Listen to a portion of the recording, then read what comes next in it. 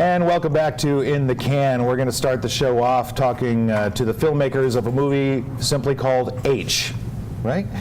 We got Daniel Garcia and Rania Attia with us, and you co-directed and you co-wrote this movie, right? And I believe you wrote the music and you catered and you parked the cars and you did everything else. This is one of those neat films where you both really had your hands on it, right? Yeah. So it's called H. I'm going to assume, and you tell me if I'm wrong, but that stands for Helen. Did I get that right? It could. It could? It's just H period? It stands for many things in the films. So when you watch it, you realize what H, or you could realize different things, or you could think it means this or that. Okay. And of course, you know, I did not miss the irony of the fact that our two main characters are named Helen, two different women in two different settings. They live in Troy, New York, right? So a real place. Our Helens of Troy. Tell us a little bit about the story and why, you know, what inspired you to write this together. Well, the initial idea wasn't set actually in Troy. It was set in New York City. We live in Brooklyn, and we had this idea kind of floating around for maybe a year and a half before we actually made this film.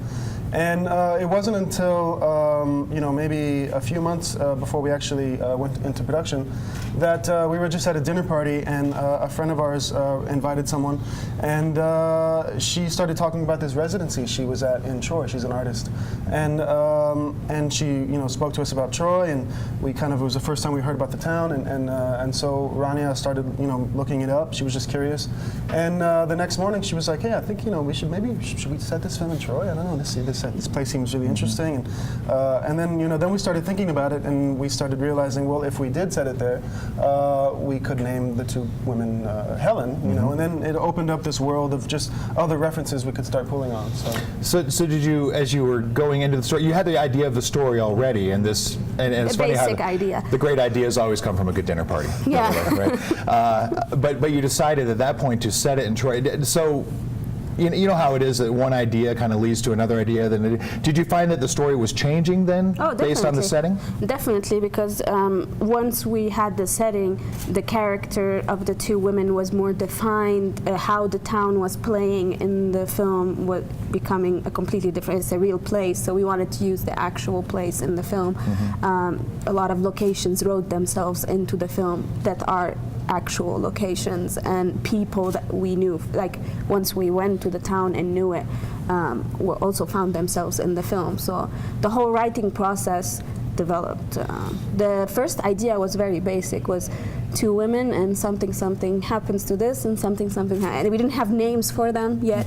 So Troy really made it like a concrete idea and like put it on a trajectory that's like very specific. It's interesting, and I wonder if you kind of surprised the town with your presence too. I don't think Troy is really the epicenter for filmmaking, especially in New York. Yeah. Right? They've had, in recent years, they've had films go there, and they've had, major Hollywood productions in the past. But they were definitely happy to have us, and we were happy to be there. It was a lot of fun. They were a tremendous support for the film.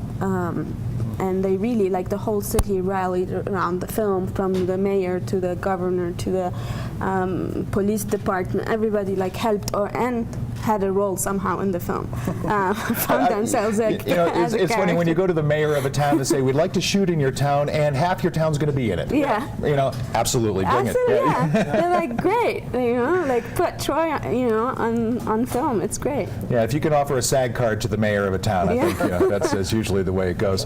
I want to talk a little bit about the category you're in. You're in the next category at Sundance, and Terry and I were talking about this earlier, where it's kind of become the new heart and soul of Sundance, with the advent of pretty much anybody being able to pick up a device and tell their story. Were you surprised by the fact that I know that you were gratified that it got into Sundance, but were you surprised by the fact that it got into this kind of avant-garde category? We're not. Well, this is our first time in Sundance, so we're not really familiar what category is like known for what. But once we got in next, and people said, "Oh, it's an avant-garde," we thought, okay, no, the film fits perfectly where they actually programmed it. Like they knew that this is the place for the film, and we're really excited. And if you think everybody's excited about that category, it's good for us. We hope that's true. Yeah, I think it will be. Like we were saying, the next seems to be the thing that people look for first, because films that make this category tend to be more character-driven. They tend to be first-time filmmakers, but more importantly, I think they're possibly truer to the genre, where it's pure storytelling. And then, oh, by the way, let's find a way to tell it, right? Let's talk about your production a little bit. How long did it take to shoot the film? We shot about a month. Okay. So it was a pretty quick shoot. Yeah, I mean, we shot, I think principal photography was about 23, 24 days. And then we had a bunch of things we had to do after the fact. We actually, part of the film has this large Greek statue head kind of that floats down the Hudson River. Right. And we couldn't do that after we had scheduled it right after, when we were all in Troy, but we couldn't do it because the river was frozen. The Hudson River was frozen, so we had to wait, until, it wasn't until mid-March that we were able to go back up and get those shots. So, interesting. Yeah, and I think that photo, if you go to the program guide online, if you have the app, I think that's the photo that kind of sets the stage for the film. Which is actually based on a real event that happened in upstate New York a year when we were writing before we shot the film. An actual statue head of that size floated down the Hudson. It was in the news, and while we were writing, we were like, this is amazing. It fits our movie, it's great, but also it's so absurd that it's so, you would read it and you would never believe, but it's actually happened.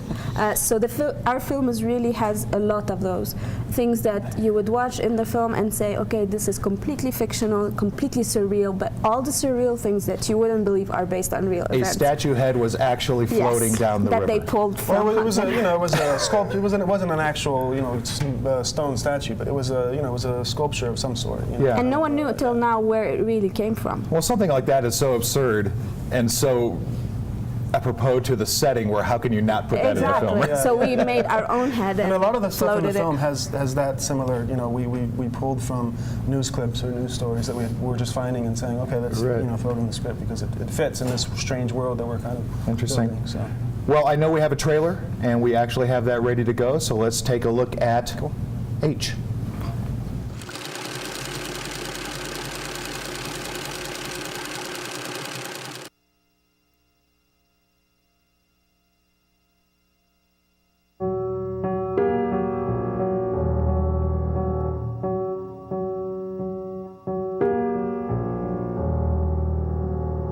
Okay, everybody, we have an announcement today.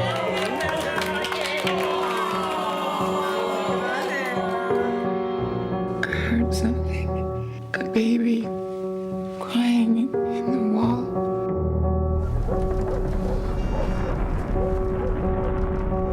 What happened to your eye? Here?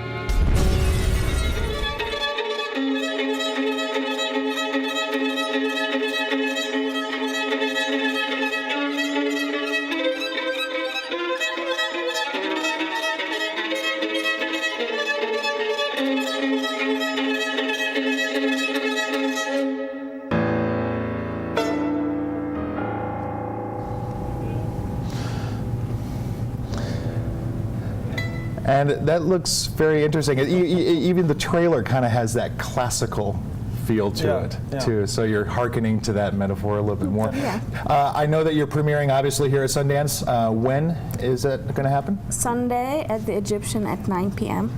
And you will be here, obviously. I think you're bringing in the cast as well. The cast, both women leads, will be at the screening.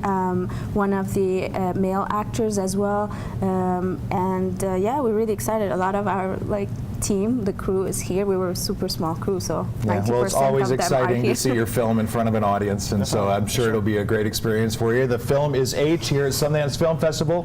Rania Attia and Daniel, thank you for joining us, and good luck with your film throughout the festival. We'll be back with more In the Can after this.